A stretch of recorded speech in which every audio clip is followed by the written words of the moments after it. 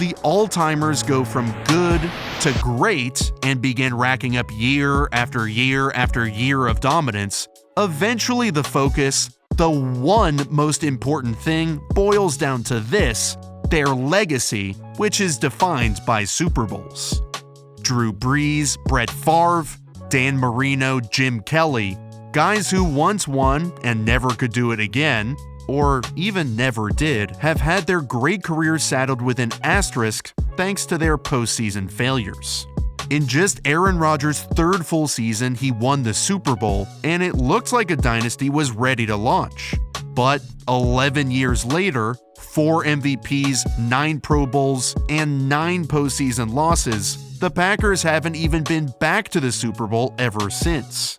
After that championship 2010 roster deteriorated over time, the Pack went on a 2-year playoff hiatus in 17 and 18, then finally returned with their rookie head coach Matt Lafleur in 19, only to get blown out in the NFC Championship. Then the next year another championship loss, this time at home, and this past season's heartbreaker in the divisional round. Today we'll go through one by one and identify the core issue with each of these games, and try and find a root cause. But before we do, I want to thank this week's sponsor, DraftKings. For all you college football fans waiting for months, days, hours, minutes, the 2022 season has finally kicked off. Whether you're a Tiger, a Wolverine, or maybe a Duck, there are plenty of ways to cash in this football season. Not only is it starting, but it's starting with an insane DraftKings deal where they'll give new customers an opportunity to instantly turn $5 into $200 in free bets. And that's not just one bet per game. I like betting some same-game parlays, combining multiple bets from the same game to hopefully hit a shot at even bigger winnings, and DraftKings is doing this literally all season long. To check it out, download the DraftKings Sports app now, and new customers should use my promo code Rollins to receive $200 in free bets instantly when placing just a $5 wager. That's promo code Rollins only at DraftKings Sportsbook. Alright, let's get back to the show. We'll go a little out of order and kick it off with the Buccaneers' loss from 2020, then go to the Niners game from this year, and end with the 2019 game just cause that last one was the least evenly matched. The Packers are the only team ever to win 13+ games in 3 consecutive seasons, yet when they get to the playoffs, in 6 of Rodgers' previous 9 losses, their defense has surrendered 30+ points, and the 31-26 loss to the Bucs was no different. They set out to stop the Packers' running game on early downs with creative run blitzes, and then on second and third downs bracketed Davante Adams to limit him and dare anybody else on the Packers to beat man coverage. A common thread from each of these games is how badly the Packers' run game struggled, and the Bucs used an avalanche of safety edge pressures to neutralize them.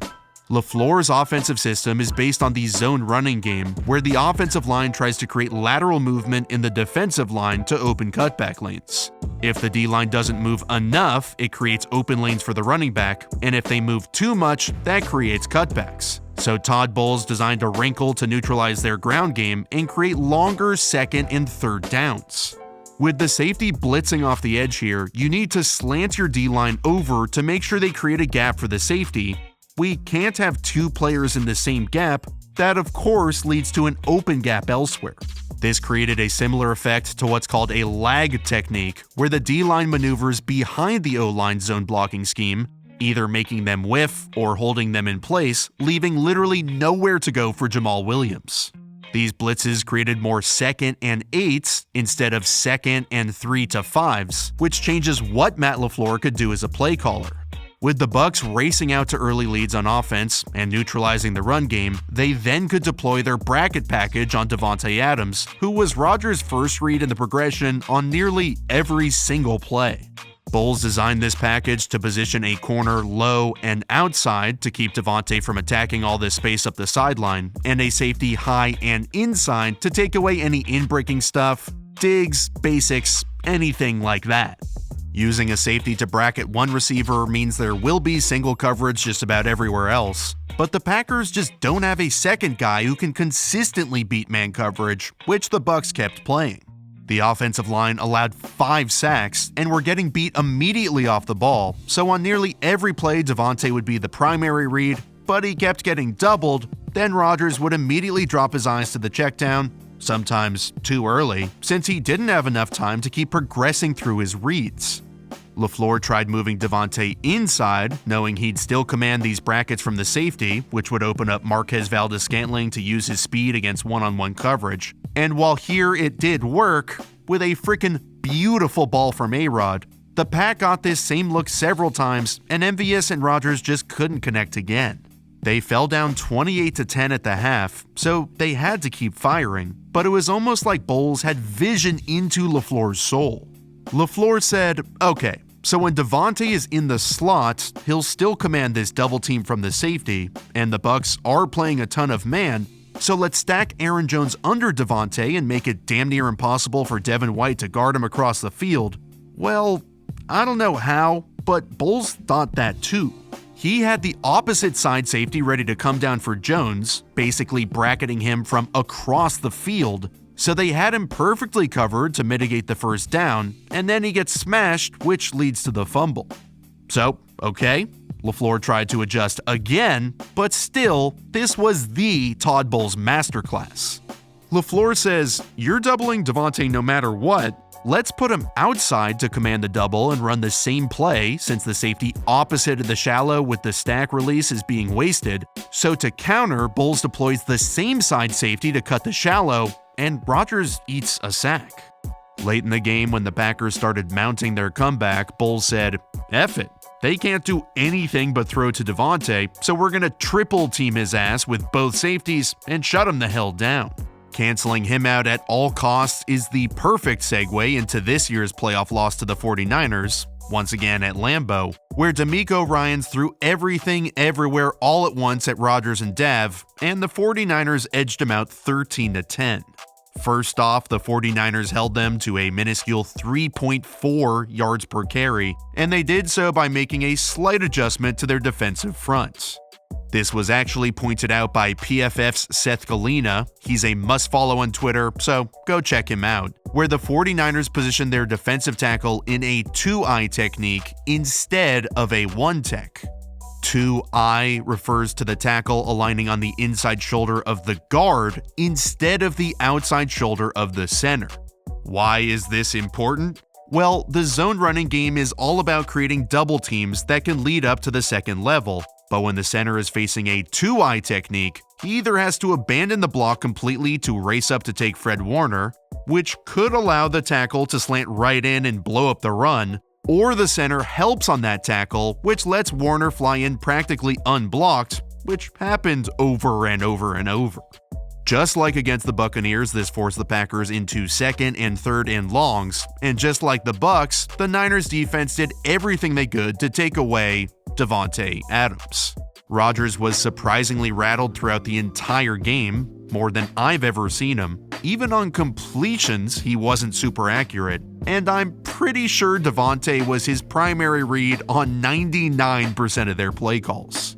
After watching Rodgers hit the dig to him, the 49ers started dialing up the craziest looks, where they frequently used their mug package, which is 2 linebackers lined up in the A-gaps.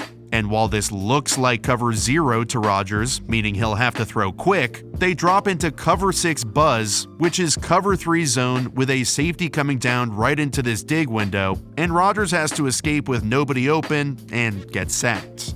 Later on, they give him a pretty similar presentation pre-snap with the 2 backers mugged up inside, but then drop into this crazy Tampa 2 zone invert with their nickel playing a deep half, Fred Warner running deep up the middle, and, oh yeah, the corner guarding Davante blitzing. But they still have great coverage and spook Rodgers to the point where he could have and should have stayed in the pocket to wait for Davante, but I mean, this pre to post-snap look is absurd. The game can kind of be all summed up by the very last pass he threw of the entire season, where the Niners send a double safety blitz with the game on the line, which fools him into thinking Davante has single coverage. But if he had read things out better, he would have seen Allen Lazard running wide open on Dagger. Of the 3 games, this loss was the most on Rodgers. And honestly, I think he shoulders the majority of the blame for simply not looking like himself and not playing to his elite standard. He didn't play too great in the 2019 49ers loss in the NFC Championship, but this game was over before it even began. The Packers went down 27-0 at the half, their defense couldn't stop jack, and their offensive game plan was super conservative. They didn't throw more than 5 yards down the field until their 7th play, but I think that was just because Lafleur knew the gap in talent was cavernous, so they were trying to use high-percentage, low-ceiling plays to control the clock and keep their defense off the field, but it didn't work at all. Rodgers kept firing balls to the flat, but the 49ers defense was just way better and kept holding them to just a couple of yards every time.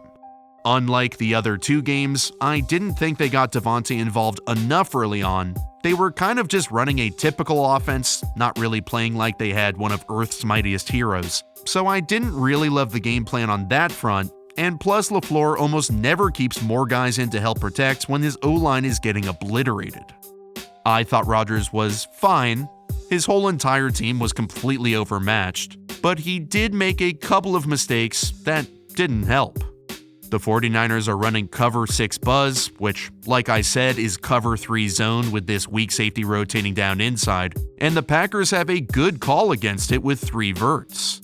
The issue with running cover 3 zone is that you only have 2 deep defenders when the offense has 3 receivers to one side. So one of the answers is to have Emmanuel Moseley midpoint the 1 and 2 receivers, where he cheats and plays in between both. So here when Rodgers, I guess, feels like Jimmy Ward is a little too close to Geronimo Allison's vertical, he tries to throw it back shoulder and Moseley picks it off. The Packers only lost this game 37-20, but I mean, down 27-0 at half, this was a massive, massive blowout. As one of the most successful regular season teams in a 3-year span in NFL history, the Packers just seem to keep coming up empty. I don't think Rodgers is to blame for the 19 and 20 failures, but I do put this recent loss squarely on his shoulders. Looking back at when they did win it all, their roster was absolutely loaded top to bottom with good to really good players. And now, besides Davante, who's gone, and Aaron Jones, who is even a good player they can rely on? Who can take a moment in a game and make it their own to push this franchise over the top? That, in my opinion, is the core issue that connects all 3 of these losses.